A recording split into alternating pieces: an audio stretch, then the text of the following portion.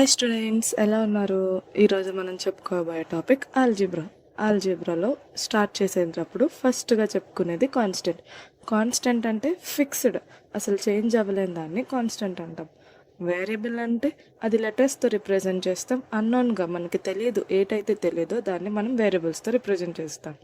Expression అంటే numbers, variables, కొన్ని mathematical operations use చేసి రాసేదాన్ని ఎక్స్ప్రెషన్స్ అంటాం. ఈక్వేషన్ అంటే మనకు వచ్చిన ఎక్స్ప్రెషన్ని ఈక్వల్స్ టు సైన్ పెట్టి చేసేదాన్ని ఈక్వేషన్ అంటాం.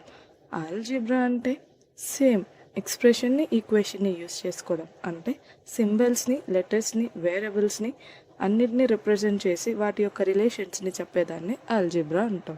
ఇంతవరకు మనం కాన్సెప్ట్ చెప్పుకున్నాం కదా, దానికోసం ఒక లైవ్ ఎగ్జాంపుల్ చూద్దాం. మనం ఒక షాపింగ్ మాల్ని తీసుకుందాం.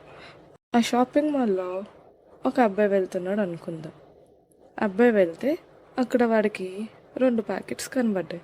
ఒకటి చాక్లెట్ ప్యాకెట్, ఇంకొకటి బిస్కెట్ ప్యాకెట్. చాక్లెట్ ప్యాకెట్ యొక్క కాస్ట్ 50 రూపీస్ అనుకుందాం. బిస్కెట్ ప్యాకెట్ యొక్క కాస్ట్ పాపం వాడికి తెలీదు. కానీ టోటల్ బిల్ ఎంత వేశారు? 100 అని వేశారు. అప్పుడు వాడికి ఎలా తెలుస్తుంది? మనం నేర్చుకున్న టాపిక్ ప్రకారం అన్నోన్ ఏం తీసుకోవాలి? ఎక్స్ అని కన్సిడర్ చేయాలి.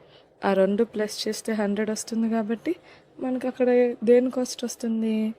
బిస్కెట్స్ యొక్క కాస్ట్ వచ్చేస్తుంది 50 రూపీస్ అని చెప్పి.